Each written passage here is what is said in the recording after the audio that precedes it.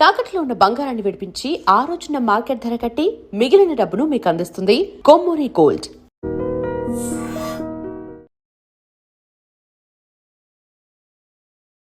హరే కృష్ణ ప్రభుజీ. హరే కృష్ణ. ఎలా ఉన్నారు ప్రభుజీ? దయ. ప్రభుజీ, ఉగాది రాబోతోంది.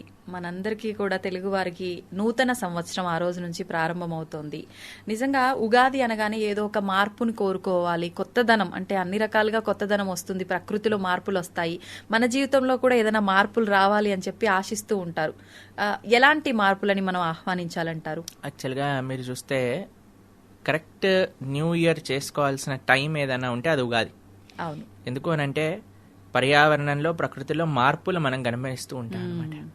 మీ ఇంకొక విశేషం చూస్తే సనాతన ధర్మంలో ఒక గొప్పతనం ఉగాది నూతన సంవత్సరంగా మనం చేసుకుంటాం.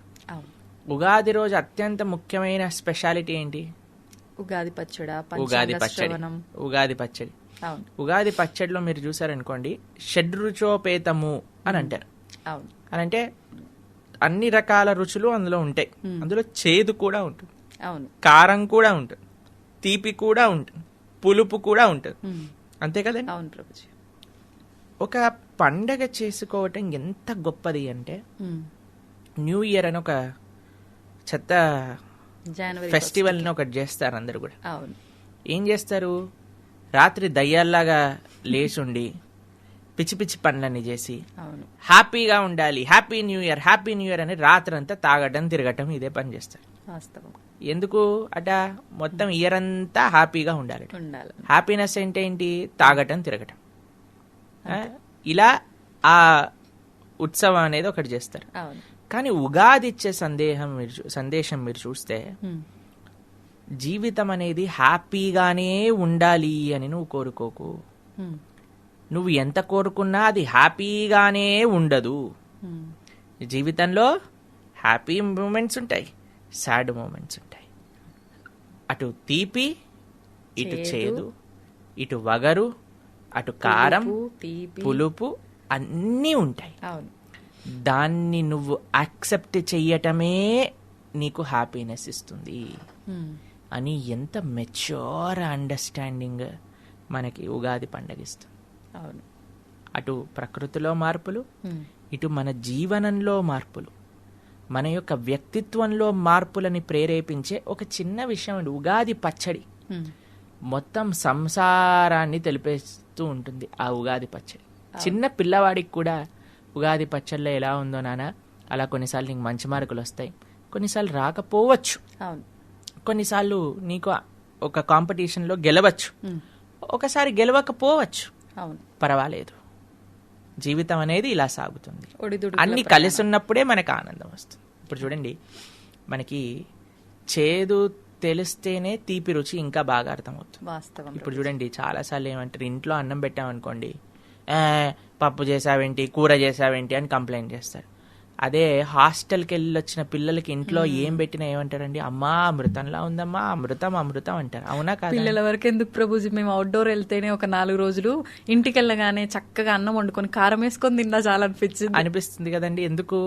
ఎందుకంటే మనం ఆ బాధను ఎక్స్పీరియన్స్ చేశాం కాబట్టి ఆనందం ఇంకా బాగా వస్తుంది. అవును, అంతే కదండి. కాబట్టి ఎవ్వరు కూడా జీవితం మొత్తం ఆనందంగానే ఉండటము అనేది ఎలాంటిదో తెలుసా అండి?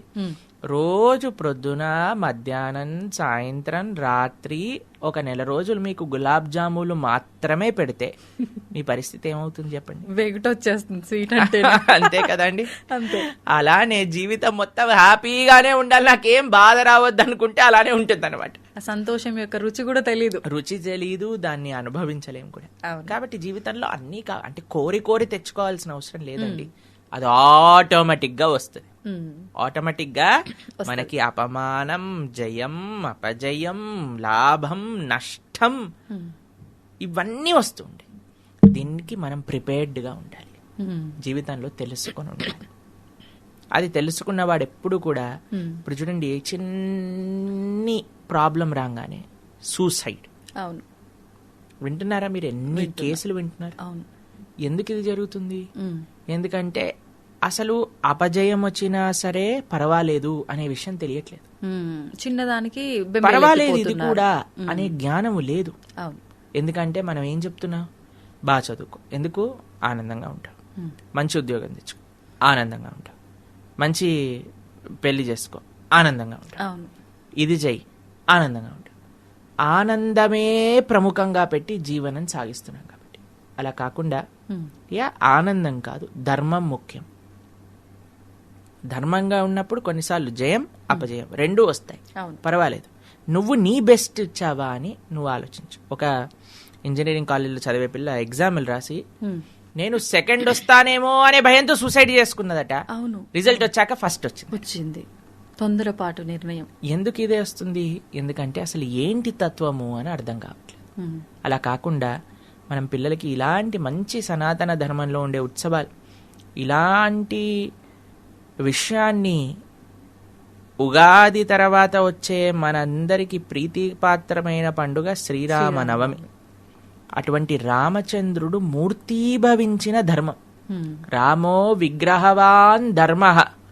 అటువంటి రామచంద్రమూర్తి తన జీవితంలో ఆచరించి చూపించాడండి. ఎలానో మీకు ఒక విషయం చెప్తాను. ఎప్పుడైతే దశరథ మహారాజు అయ్యా రామ నీకు రాజ్య పట్టాభిషేకం చేస్తున్నాము అని అంటే నవ్వాడట. నవ్విన ముఖాన్ని వర్ణిస్తున్నారు. ఎలా ఉందట రాముడు నవ్విన ముఖము అని అంటే విరుచుకున్న తామర పువ్వు ఎంత అందంగా ఉంటుందో అంత అందంగా ఉందట. మరుసటి రోజే కైకమ్మ నువ్వు నీకు రాజ్యం దక్కదు, భరతుడికి రాజ్యం ఇస్తాను, నువ్వు 14 సంవత్సరాలు అరణ్యవాసానికి వెళ్ళాలి అని చెప్పింది. అప్పుడు కూడా రాముడు నవ్వుతూనే బయటికి వచ్చాడట. ఆయన నవ్వు ఎలా ఉందట చిరునవ్వు అని అంటే కేవలం విరుచుకున్న తామర పువ్వులా కాదు, అప్పుడే విరుచుకున్న తామర పువ్వు ఎంత ఫ్రెష్ గా నిగనిగలాడుతూ ఉంటుందో అంత అందంగా ఉన్నదట రాముడి యొక్క శ్రీముఖం. అంటే మనకి ఏది జరిగినా కొన్నిసార్లు సన్మానం దొరుకుతుంది, కొన్నిసార్లు అపమానానికి గురవుతాం, కొన్నిసార్లు జయం వస్తుంది, కొన్నిసార్లు అపజయం వస్తుంది. వీటన్నిటికీ కూడా సిద్ధముగా ఉండు. తథా మానాపమానయో. కృష్ణుడు భగవద్గీతలు చెప్పారు. ఇప్పుడు ఎండాకాలం, అందరు విరవెళ్ళాడిపోతున్నారు ఎండకి.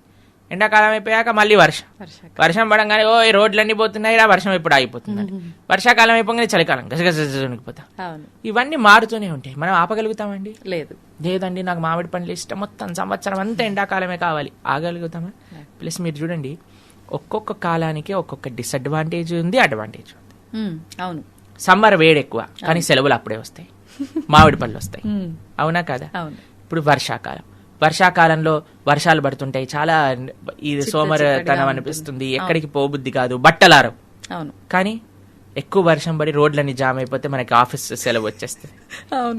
మేము చిన్నప్పుడు వెయిట్ చేస్తుండే వాళ్ళం, ఎప్పుడు వర్షం పడి మొత్తం తుఫాన్ వచ్చి రోడ్లన్నీ నిండిపోయి స్కూల్కి హాలిడే ఇస్తా. మా స్కూల్ వాళ్ళు ఎంత వర్షం పడ్డా హాలిడే ఇచ్చేవాళ్ళు కాదనమాట. అయితే మాకు చాలా బాధేస్తుంది, ఇంత వర్షం పడ్డా ఎందుకు సెలవులు ఇవ్వట్లేదు. ఇప్పుడు మాత్రం చిన్న చిన్న దానికి వర్షాలు పడితే ఫ్యాన్లు ఎక్కడ పడిపోతున్నాయో, గోడలు ఎక్కడ పడిపోతున్నాయో చాలా సెలవులు ఇచ్చేస్తున్నారు. తర్వాత ఇప్పుడు చలికాలంలో చలి ఎక్కువ ఉంటుంది, కానీ మంచి ఆహ్లాదకరమైన వాతావరణం ఉంటుంది. కాబట్టి అన్నిటికీ ఒక మంచి ఒక చెడు అనేది ఉంటుంది. అలానే జీవితంలో కూడా మనం హ్యాపీగా మనకు వచ్చే మంచి చెడులు రెండింటినీ యాక్సెప్ట్ చేసుకుంటూ నడుస్తూ ముందుకెళ్తే అది జీవితం యొక్క పరమార్థం. నూతన సంవత్సరము అని అంటే ఒక కొత్త మార్పు వైపు మనం మారటం. కాబట్టి ఉగాది మనం చేసుకోబోతున్న అందరూ కూడా ఒక చైతన్యం వచ్చి హ్యాపీ న్యూ ఇయర్ చెప్పొద్దండి, హ్యాపీ న్యూ ఇయర్ చెప్పొద్దండి, ఉగాది శుభాకాంక్షలే, ఉగాది శుభాకాంక్షలు అని న్యూ ఇయర్ అప్పుడైతే చెప్పారు. కానీ ఉగాదికి ఎంత గొప్పగా వాళ్ళు చేసుకుంటారు, ఎంత గొప్పగా ఇప్పుడు న్యూ ఇయర్ రెజల్యూషన్స్ అంటారు. అలా ఎంతమంది ఉగాది రెజల్యూషన్స్ తీసుకుంటారో వేచి చూసి ఉండాలి. నిజంగా ఉగాది రెజల్యూషన్ అంటే నిజంగా నాకు ఒక ప్రశ్న అండి. ఉగాదిని కొత్త సంవత్సరం అంటాం కదా, నిజంగా న్యూ ఇయర్ అంత ఎక్సైటెడ్ గా ఉంటామా? అంటే కొత్త సంవత్సరం ప్రారంభం అవుతుంది అనే ఒక భావన మనసు లోపల ఉంటుందా అనేది నాకు ప్రశ్న. అలా నిజంగా ఉంది మీకు అని అంటే మీరు చాలా మంచి వాళ్ళని. అక్కడి నుంచి మీరు ఒకసారి పరిశీలన చేసుకోవాలి. పాత సంవత్సరం మొత్తం కూడా నేనేమేమి తప్పులు చేశాను, కేవలం ఏమేమి తప్పులు చేయటం కాదు, నేను ఏమేమి మంచి పనులు చేశాను, ఏమేమి పెంచగలుగుతాను మరుసటి సంవత్సరంలో, ఏ తప్పులు నేను తగ్గించుకుంటా ధర్మాచరణ ఎంత చేశాను, ఇంకెంత ధర్మాచరణ చెయ్యాలి. దాంతోపాటు మనం ఏవైతే సంకల్పాలు తీసుకున్నామో ఎక్కడెక్కడ తప్పు చేసి దాన్ని మనం చేయకుండా ఆపేశామో ఏ కొత్త సంకల్పాలు నేను తీసుకుంటాను, ఎంత ధార్మికంగా ఉన్నాను, ఇంకెంత ధార్మికంగా ఉండాలి. ఇలా ఒకరోజు ఉగాది రోజు కూర్చొని ఒక అరగంట సమయం తీసుకొని వాటన్నిటినీ కూడా చక్కగా మనం ఆలోచన చేసి రాసుకొని, అన్నిటికంటే గొప్ప ఆదర్శమూర్తి ఉత్సవాలు ఉగాదితోటే ప్రారంభమవుతాయి. రామచంద్ర స్వామి వారి యొక్క నవరాత్రులు అంటాం. ఆ రాముడి యొక్క ఆదర్శంగా రామాయణాన్ని ఉగాది మొదలుకొని రామనవమి వరకు రామాయణాన్ని చక్కగా వినగలిగితే మనం ఎంతో గొప్ప గొప్ప మహానుభావులు చెప్పారు రామాయణం తెలుగు. మహాదాసుడు కూడా చిన్నగా ప్రయత్నం చేశారు రామాయణం చెప్పడానికి. ప్రణవానంద దాస్ ఛానల్లో ఉంటుంది. చక్కగా శ్రవణం చేసి ఎంతో మహానుభావులు చెప్పారు. అందరి రామాయణాన్ని చక్కగా శ్రవణం చేసి వాటిని చక్కగా అర్థం చేసుకుని రాముడి యొక్క వైభవాన్ని రాముడు చూపించిన మార్గంలో నడవడానికి ఒక సంకల్పం మనం ఉగాది రోజు చేసుకోవచ్చు అనమాట. వచ్చే సంవత్సరం మొత్తం కూడా బాగుంటుంది. దానివల్ల మీ అందరికీ కూడా ఈ వచ్చే ఉగాది మంచి ధార్మికమైన చింతనతో నింపాలి. ఆ భగవంతుడి యొక్క పూర్తి కృపా కటాక్షాలు మీ అందరిపైన ఉండాలని మీకు, మీ ప్రేక్షకులందరికీ ఉగాది శుభాకాంక్షలు. Thank you Prabhuji. ప్రభుజీ, మనం చూసాము సునీతా విలియమ్స్ 8 రోజుల కోసం అని చెప్పి స్పేస్కి వెళ్ళి 9 నెలల తర్వాత భూమిపైకి రావటము మనం అందరం కూడా చూసాము. గత 2 రోజుల నుంచి కూడా అదే వార్తలు మనం ఎక్కువగా వింటున్నాము, చూస్తున్నాము. అయితే ప్రతి సోషల్ మీడియాలో కూడా అంటే ఒక్కొక్క ఛానల్లో ఒక్కొక్క రకంగా, మామూలుగా తను ఒక దగ్గరేమో భగవద్గీత పుస్తకం తనతో పాటు తీసుకెళ్ళింది ఆ గ్రంథాన్ని అని చెప్పి, ఇంకొక దగ్గరేమో వినాయకుడి విగ్రహాన్ని తీసుకెళ్ళింది అని చెప్పి మనకు అంటే కనిపిస్తున్నాయి చూసినంత వరకు. మామూలుగా అంటే తను తీసుకెళ్ళింది లేనిది మనం చూడలేదు, చూపించినంత వరకు అయితే ఇది వాస్తవమేమో అనిపిస్తుంది. మామూలుగా ఇప్పుడు వాళ్ళు వెళ్ళింది, వాళ్ళు ఉన్నది, వాళ్ళు చేసేది అంతా కూడా సైన్స్ కి సంబంధం ఉన్న విషయం. సైన్స్ అనగానే ఆధ్యాత్మికానికి సంబంధించి నమ్మరు, కొంచెం దూరంగా ఉంటారు, ఇలాంటి ఆలోచనలో మనం ఎక్కువగా ఉంటాము. కానీ ఇది తీసుకెళ్ళింది ఈమె అని తెలియగానే అదేంటి ఇంత సైన్స్ నమ్మే వాళ్ళు, దీన్ని నమ్మని వాళ్ళు ఆవిడ ఇవి తీసుకెళ్లడం ఏంటి? ఇంకొక విషయం, ఇది తీసుకెళ్లటం వల్లే తను ఇన్ని నెలల తర్వాత అయినా కూడా భూమిపైకి ఇంత సురక్షితంగా వచ్చారు అని చెప్పి ఇది ఒక గట్టి నమ్మకంగా కూడా మనందరం తీసుకుంటున్నాం. దాని గురించి మీరేం చెప్తారు ప్రభుజీ? ఇప్పుడు ముందుగా సునీతా విలియమ్స్ గారి యొక్క ధైర్యాన్ని మనం అప్రిషియేట్ చేయాలి. నిజంగానే ఒక మాతృమూర్తి అయ్యుండి ఎంత ధైర్యంగా 9 నెలలు ఆకాశంలో ఉండటం, అలానే ఇన్ని నెలల తర్వాత కిందికి తీసుకొస్తున్నారు. అసలు అది మనకి తెలిసి ఇంకొక గొప్ప వ్యక్తి కల్పనా చావ్లా. అవును, ఆవిడ వచ్చేటప్పుడు ఆ స్పేస్ షటిల్ అది ఫైర్ అయిపోతుంది అనమాట. కానీ అది ఎంత ధైర్యం కావాలండి చెప్పండి. ఇద్దరు కలిసి అక్కడికి వెళ్ళి ఇన్ని నెలల పాటు అక్కడ ఉండి అక్కడ నుంచి ఎన్నో వేల మందికి ప్రేరణ, ఎన్నో వేల మంది మేము వీడియోస్ చూసాం. స్కూళ్ళల్లో ఉండే వాళ్ళందరూ ఫోన్ అక్కడ వీడియో టెలికాన్ఫరెన్స్ ఆవిడని అడుగుతున్నారు అక్కడ జీవనం ఎలా ఉంటుంది ఏంటి అంటే, అక్కడ నుంచి ఎంత ఆనందంగా పిల్లలందరికీ ఇలా వాటర్ తాగుతాం, ఇలా తింటాం, ఇలా ఉంటాం, ఇలా చేస్తాం. అంత ధైర్యం ఉంది ఆవిడికి. అంత ధైర్యంగా వచ్చి ఆ చిరునవ్వు ఎక్కడ కూడా మిస్ అవ్వకుండా వచ్చారు వాళ్ళు. ఆ ధైర్యానికి, వారికి మనోధైర్యానికి, వారికి ఉన్న శక్తికి నిజంగా మనం చేతులెత్తి దండం పెట్టాలి. ఇంకొక విషయం చెప్తాను. ఆవిడే తన వీడియో మాట్లాడుతూ నేను అంతరిక్షానికి వెళ్ళినప్పుడు మాతో పాటు భగవద్గీతతో పాటు ఉపనిషత్తులు కూడా మేము తీసుకెళ్ళాను. అక్కడ కొద్దిగా సమయం దొరుకుతుంది కాబట్టి దాన్ని అధ్యయనం చేసి I thought it would be nice to reflect upon అని ఆవిడ చెప్పిన వాక్యములు అనమాట. అంటే ఆవిడ యొక్క భావన చూడండి, ఇవి చదివి వాటి గురించి ఆలోచన. భగవద్గీత ఎంత ధైర్యాన్ని నింపింది అర్జునుడి లోపల. ఒక వారియర్, సునీతా విలియమ్స్ గారు కూడా ఒక వారియరే నిజంగా చెప్పాలంటే. అలాంటి అర్జునుడి లోపల ధైర్యం నింపింది. సునీతా విలియమ్స్ కి ధైర్యాన్ని ఇచ్చింది. ఏపీజే అబ్దుల్ కలాం లాంటి మహానుభావులకి ధైర్యం ఇచ్చింది. తర్వాత ఆల్బర్ట్ ఐన్స్టీన్ లాంటి వారు ప్రేరణ పొందారు. ఎవరికి ప్రపంచంలో గీతని ముట్టుకున్నా వారికి ధైర్యం ఇచ్చే శక్తి భగవద్గీతలో ఉన్నది. ఇది భగవద్గీతనంటేనే ధైర్యం ఇచ్చే ఒక పుస్తకం. ఎవరు గీతని చదివినా సరే వారికి కొండంత ధైర్యం ఉంటుంది. ఎందుకంటే అండి అక్కడ కృష్ణుడే ఉన్నాడు కదా, కృష్ణుడే ఉపదేశం చేసింది కదా. యద్రపాతో ధనుద్ధరః, ఆయన ఉండంగా ఇంకా మనకి ఏం కావాలి చెప్పండి. కృష్ణుడు, అర్జునుడు, భగవంతుడు, భగవద్భక్తులు ఉన్న చోట ధైర్యం ఎందుకు ఉండదండి? తక్కువేమి మనకు రాముడు ఒక్కడుండు వరకు చక్రధారి అయి మన చెంతనే ఉండగా తక్కువేమి మనకు అని అంటే అటువంటి అద్భుతమైన తత్వం ఈ ప్రపంచంలో ఎవ్వరూ ఇయ్యలేని ధైర్యం ఆధ్యాత్మిక మార్గం మనకిస్తుంది, ధర్మాచరణ మనకిస్తుంది. మొండితనాన్ని ఇవ్వదండి, ధైర్యాన్ని, ధార్మికమైన ధైర్యాన్ని, ధైర్యంతో పాటు కొండంత వినయాన్ని ఇస్తుంది. ధైర్యం ఒక కొండలా మనకిస్తే అంతే కొండలా వినయాన్ని ఇస్తుందండి, అంతే కొండగా మంచితనాన్ని ఇస్తుంది. అది నిజమైన ధర్మం అంటే. అహంకారంతో వేరే మతాలపైన దూషణ చేస్తూ ప్రేరేపాలు పడుతూ వేరే వాళ్ళ శాస్త్రములలో ఉండే గ్రంథములలో ఉండే విషయాలన్నింటినీ వక్రీకరించి చెప్పటం, ఇలాంటివి ఎప్పుడు కూడా మంచి ధర్మం అయితే ఇవ్వదు. అలా చేయడము, ఎదుటివారిని రెచ్చగొట్టడము, ఎన్నో గొడవలకి కారణం, ఇలాంటివి చేయకూడదు. ఇప్పుడు ఒకళ్ళు చేస్తున్నారు అని అంటే ముళ్ళుని ముళ్ళుతోటే తీయాలి అని మన వాళ్ళు కూడా ప్రారంభం చేశారు. మంచి పనే, ఎందుకంటే మనం ఎన్ని రోజులని సాధువులుగా ఉంటాం, ఇన్ని రోజులు ఉన్నాం కాబట్టి మనకి దుస్థితి కలిగినది. ఇప్పుడైనా సరే హిందువు మేలుకోవాలి అంటే లేచి కత్తులు పట్టుకొని పోవాలని కాదు. మేలుకోవాలి అని అంటే లేచి కనీసం వాడైనా వాడి పుస్తకంలో ఏముంది చదువుకుంటే. సునీతా విలియమ్స్ స్పేస్ లో చదువుతుంది, వీడు భూమిపై నుండి చదవట్లేదు. వీడికి అన్ని అవకాశాలు ఉండి కూడా చదవలేకపోతున్నాడు. ఎంత విచిత్రం. బయట వాళ్ళని మనం అంటున్నాం కానీ బయట వాళ్ళని ఎందుకు అనాల్సి వస్తుందంటండి. వాడు నిన్ను మూర్ఖుడిగా ఎందుకు చేస్తున్నారంటే నువ్వు చదవట్లేదు కాబట్టి నీ విశేషం. న్యూటన్ ఏమంటారో తెలుసా అండి, where science ends spirituality starts అని అంటారు. ఎక్కడైతే శాస్త్రజ్ఞానం ఎక్కడైతే ఆగుతుందో, విజ్ఞానం ఎక్కడైతే ఆగుతుందో అక్కడ స్పిరిచువాలిటీ, ఆధ్యాత్మిక భావన అనేది ప్రారంభం అవుతుంది. కాబట్టి వీళ్ళు సో కాల్డ్ ఏథీస్ట్, మేము సైన్స్ నమ్ముతాం అని ప్రలేబాలు పెట్టి దేవుడిని దూషించే వాళ్ళందరికీ చప్పు దెబ్బ. నిజంగానే ఇస్రోకి సంబంధించిన ఏ లాంచ్ జరిగినా సరే వాళ్ళు వెంకటేశ్వర స్వామి వారి దగ్గరికి వెళ్ళి ఆరాధన చేస్తారు. సూలూరుపేటలో అమ్మవారు ఉంటుంది, ఆవిడ దగ్గరికి వెళ్ళి పూజ చేయిస్తారు. అలాంటి శాస్త్ర విజ్ఞానం తెలిసిన వాళ్ళేమో ఇలా ఉంటే, మనకి ఇంత మిడిమిడి జ్ఞానం తెలిసిన వాడేమో సైన్స్ అని బయలుదేరుతాడు, దేవుడు లేడని బయలుదేరుతాడు. ఎంత విచిత్రం అనిపిస్తుంది అంటే ఒక కథ చెప్తాను మీకు. ఒకసారి ఒక ఆయన నడుస్తుంటే జేబులో ఒక చిన్న హోల్ ఉందట. అయితే జేబు చినిగిపోయిందట. అయితే అందులోపల నుంచి 5 రూపాయల కాయిన్ ఒకటి వెళ్ళి ఒక కప్ప ఉండే ఒక తొరలో పడిందట.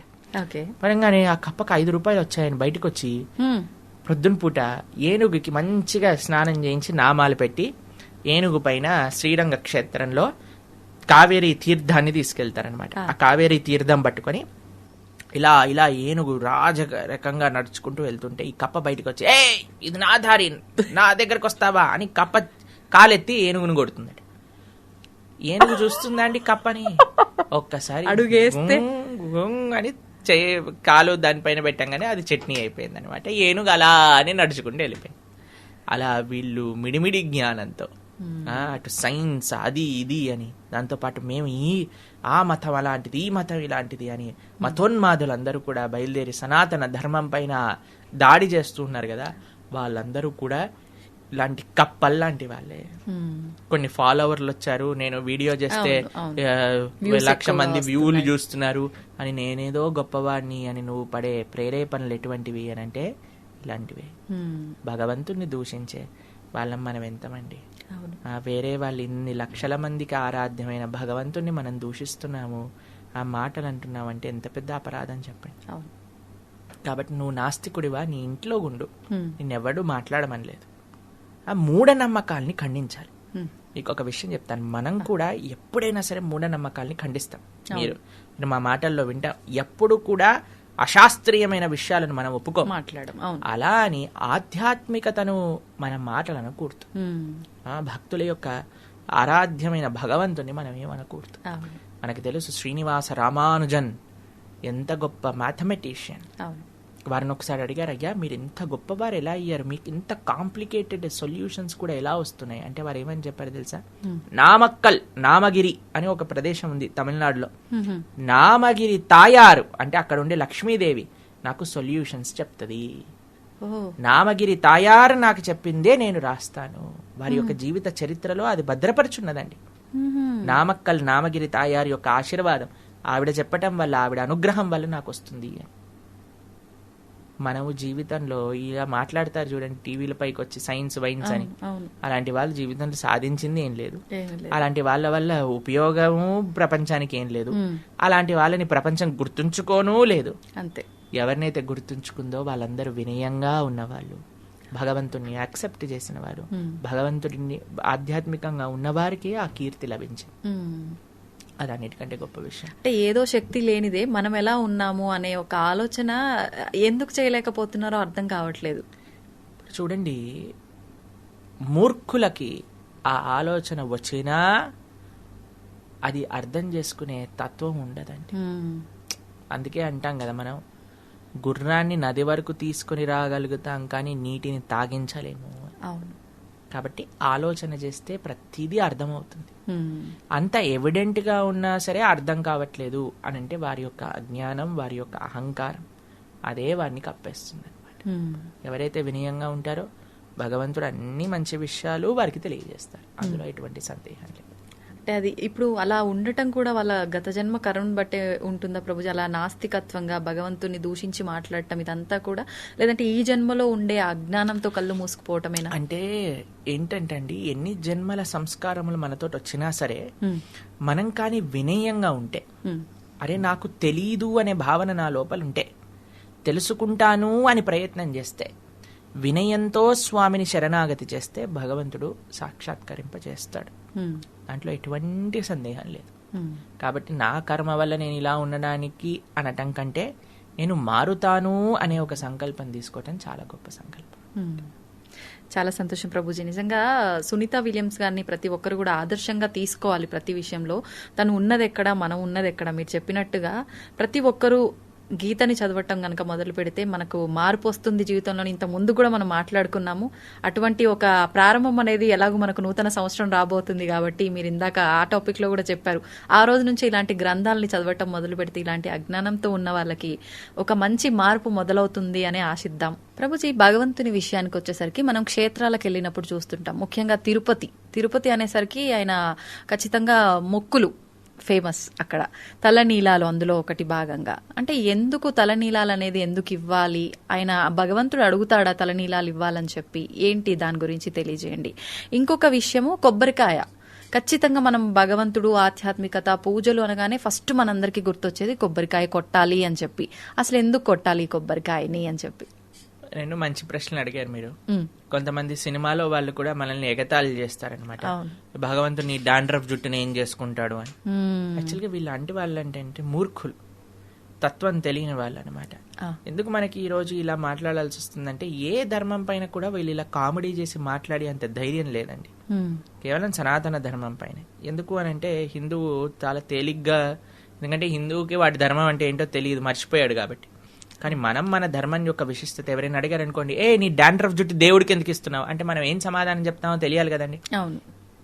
జుట్టును ఎందుకు ఇస్తున్నా, కొబ్బరికాయ ఎందుకు కొడుతున్నా, ఎందుకు మన ధర్మం ఇది ఎందుకు ప్రమోట్ చేసింది, ఒకసారి ఆలోచన చేద్దాం. ఇప్పుడు చూడండి, జుట్టు విషయానికి వచ్చేసరికి ఎక్కడున్నా సరే జుట్టు ఉందనుకోండి, ఒకలైతే నేను చూసాను బైక్ దిగక ముందు ఒక చిన్న దువ్వెన పెట్టుకొని దువ్వెన తీసి తూకుంటున్నాడు అనమాట. ఎందుకంటే ఏది ఉన్నా సరే ఆ హెయిర్ స్టైల్ అనేది అన్నిటికంటే ముఖ్యం అనమాట. ఎక్కడైనా విండో చూపిస్తున్నా వెంటనే సరి చేసుకుంటూ నించుంటారనమాట. అనిపించిందంటే జుట్టు సరి చేయాలి, ఎలా ఉన్నామో చూసుకోవాలి, అంతే కదండి. అంతే. ఇప్పుడు ఒక వ్యక్తి అట, వాడికి గుండుగాడట, మొత్తం బట్టతల, ఇక్కడ రెండు జుట్టు, ఇక్కడ 2 కేశాలు అలా ఉన్నాయట. ఒక వ్యక్తి ఆయన దగ్గరికి వెళ్ళి, అబ్బా అసలు ఏంటి నీ కేశ సౌందర్యం అనగానే చాలా ఆనందపడి ఒక బస్తా బియ్యం ఇచ్చేసాడట ఆయనకి. అయితే సరే అని బస్తా బియ్యం పట్టుకొని నడుచుకుంటూ వెళ్తున్నాడట. నడుచుకుంటూ వెళ్తుంటే ఇంకొక ఆయన అడిగాడట, అరే ఈ బస్తా బియ్యం ఎక్కడి నుంచి వచ్చారా? ఆ బట్టతలోడు ఇచ్చాడు అన్నాడు. సరే నేను అక్కడికి వెళ్ళాడట, వెళ్ళి చెప్పాడట, నువ్వు బస్తా బియ్యం ఇచ్చావు కదా, వాడు నిన్ను బట్టతలోడు అంటున్నాడు అనగానే ఒక గుర్రం పైన వీడు బయలుదేరాడట. పరిగెత్తుకుంటూ వీడి దగ్గరకు వచ్చేసరికి, ఏంట్రా నన్ను బట్టతలోడు అంటావా అంటే ఈయన చూసాడట, వీడు వెళ్ళి చెప్పుంటాడని. మెల్లగా మీరంతా ఫాస్ట్ గా రాకండి, మీ జుట్టంతా ఎగిరిపోతుంటే ఇలా అలల్లా కనిపిస్తుంది, ఎంత సుందరం అనగానే వాడు వచ్చిన గుర్రం కూడా వీడికి ఇచ్చేసాడట. పొంగిపోతున్నాడా? పొగడతలకి పొంగిపోతున్నా. అలాంటి వాళ్ళమే మనందరం కూడా. ఓకే. మనకి కొద్దిగా పొంగంగా బుబ్బని బెలూన్ లా ఉబ్బిపోతాం అనమాట. ఇంత ఉన్నది ఇంత చేయంగానే మన ఆకాశంలో పట్టుకొని కిందికి దింపాల్సి వస్తుంది అన్నమాట. అంతేనా కాదా చెప్పండి. అంతే. దేనికి గొప్పతనం? కేశ సౌందర్యం. అసలు ఏం హెయిర్ స్టైల్ రా అనగానే మనం గుడుగుడు అయిపోతాం. మాకే ఆ ప్రాబ్లం ఏం లేదు, ఓన్లీ వన్ హెయిర్ స్టైల్. అయితే కేశములను ఇవ్వటము అని అంటే సెల్ఫ్ కాన్షియస్నెస్. బాగున్నామా లేదా, జుట్టు ఏరిపోయిందా లేదా, దాన్ని మా చిన్నప్పుడు ఇది వచ్చేది జెల్ అని వచ్చేది అనమాట. ఆ జెల్ తీసి జెల్కి రాసుకొని ఇలా ఇలా హెయిర్ డ్రెస్సింగ్ చేసుకొని అలా పిచ్చి జనాలందరూ చూస్తే మాకైతే ఎంత బాధ వేసేది. అసలు ఏం చేస్తున్నారా వీళ్ళు, డబ్బులు ఖర్చు పెట్టడం ఏంటి, మేమైతే బ్లేడ్ తీసుకొని గురుగురు అనుకుంటాను, 2 రోజులకి ఒకసారి అయిపోద్ది మా పని అంతే. కానీ పిచ్చి ఎందుకోసం? నేను బాగుండాలి, నేను బాగా కనిపించాలి, నేను నేను నాది నేను నేను నాది నాది, దీంట్లోనే మనిషిపోతుంది. కానీ ఎప్పుడైతే మనం భగవంతుడికి మన తలనీలాలు సమర్పణ చేస్తున్నామా, అయ్యా నేను ఇంత పొజెసివ్ సెల్ఫ్ కాన్షియస్ కాకుండా నీ గురించి ఆలోచన చేసే సమయం ఇవ్వాలి. ఆ యొక్క మన దగ్గర ఉండే ఆ భావన ఏదైతే ఉందో దాన్ని భగవంతుడికి సమర్పణ చేస్తున్నాం అన్నమాట. అది ఒక భావనతో మనం చేసే పని. ఆ భావన లేకుండా చేస్తే అది వేస్ట్ అండి. ఆ భావనతో కలిపి చెయ్యాలి. ఒకడంటాడు, ఈ మధ్య వీడియోలో చూసాను అనమాట, మనకి సనాతన ధర్మంలో ఎప్పుడు గుండు చేయించుకున్నా సరే శిఖ పెట్టుకొని చేయించుకోవాలండి. ఓకే, ఎందుకని ప్రభుజీ? అది మన ధర్మం, మన సాంప్రదాయం. ఎవరైనా సరే ఏ వర్ణంలో ఉన్న వాళ్ళైనా సరే, ఎక్కడైనా సరే, హిందువులు అంటే ముందుగా ఒక విషయం ఏంటి అంటే స్త్రీలు గుండు చేయించుకోరాదు. స్త్రీలు గుండు చేయించుకోరాదు, పురుషులు చేయించుకోవాలి. చేయించుకున్నప్పుడు మనం శిఖ పెట్టుకోవాలన్నమాట. ఇది చాలా ముఖ్యమైనది. ఓకే. ఒక ఆయన అంటాడు, తిరుపతిలో శిఖ పెట్టకుండా మొత్తం బోడిగుండు చేసేస్తారు కదా, అంటే అది బౌద్ధారామము, బుద్ధుడి యొక్క ప్రదేశం అని దాని వల్లే తెలుస్తుంది అని అన్నాడు అనమాట. ఇప్పుడు చూడండి, మేము ఎన్నో ప్రదేశాలు, ఎన్నో దేశాలలో బౌద్ధారామాలకు వెళ్ళాం. అక్కడ అందరూ అగరబత్తులు చూపిస్తారు. అగరబత్తులు చూపించడం ఎవరి సాంప్రదాయం? మనం చూపిస్తాం కదా, అంతే కదా.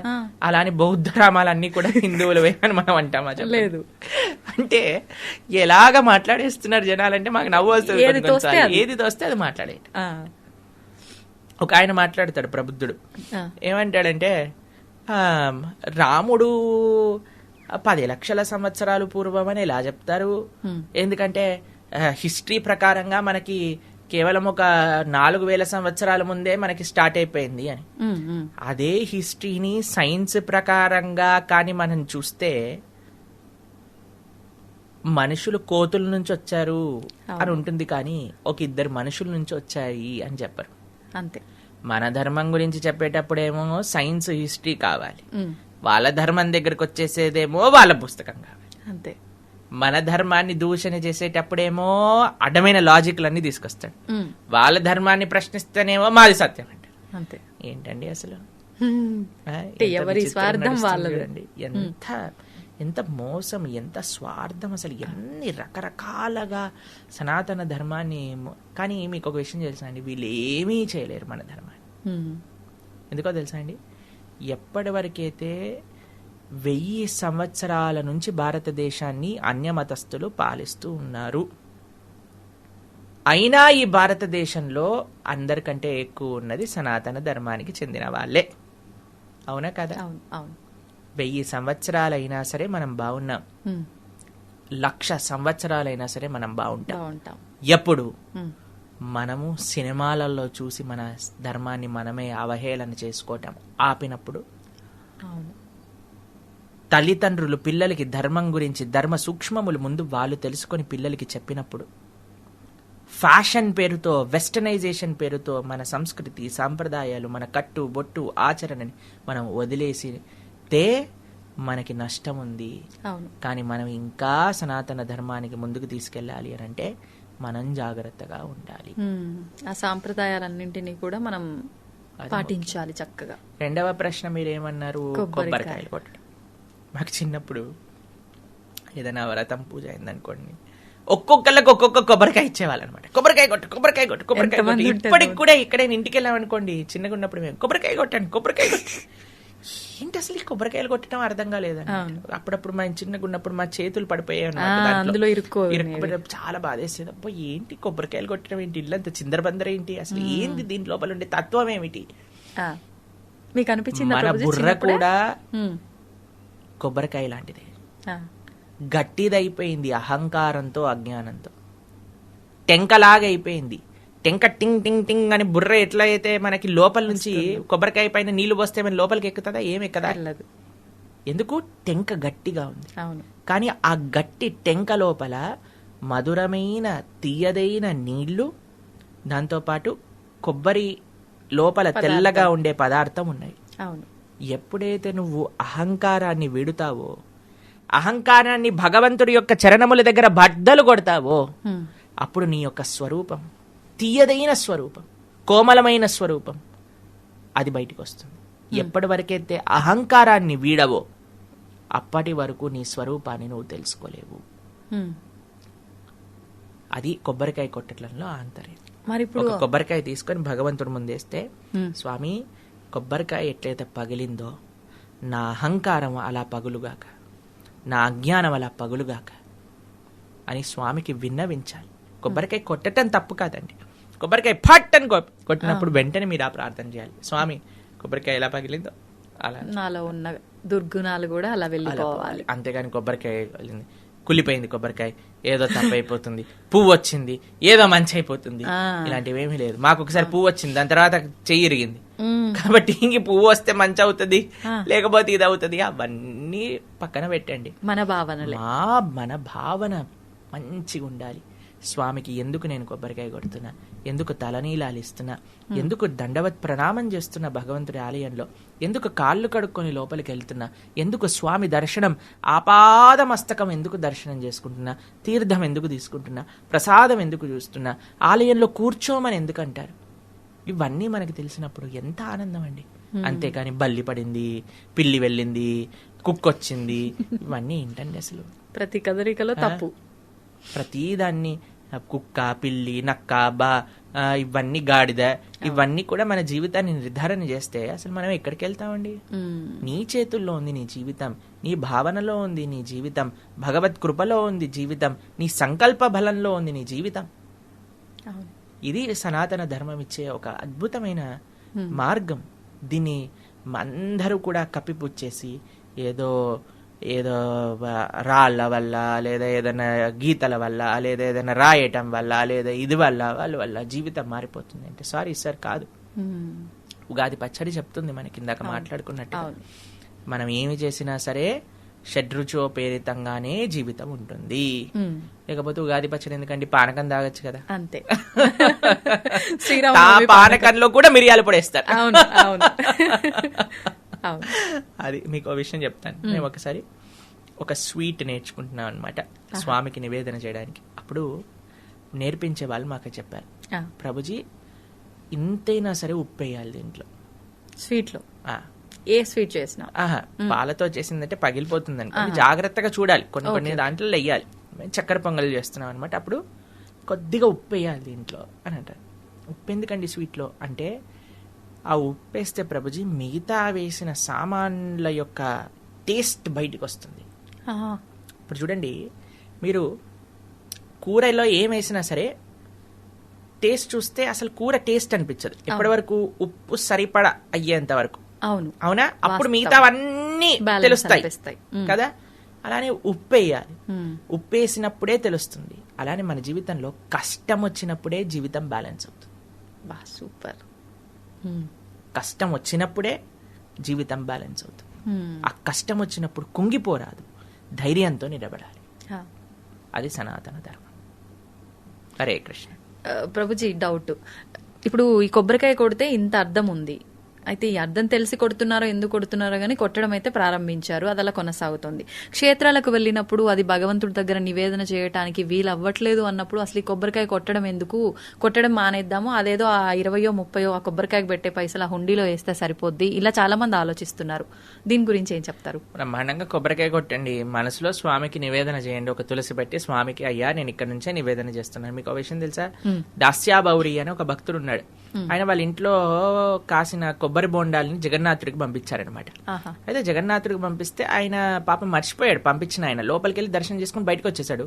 మళ్ళీ లోపలికి ఎవరు వెళ్తారులే, ధ్వజస్తంభం నుంచి ఇలా చూపించాడు. జగన్నాథుడు మూల ఆలయంలో నుంచి చెయ్యి బయటికి వచ్చి ధ్వజస్తంభం దగ్గర ఉన్న కొబ్బరికాయ తీసుకొని లోపలికి వెళ్ళిపోయాడు అనమాట. ఓ.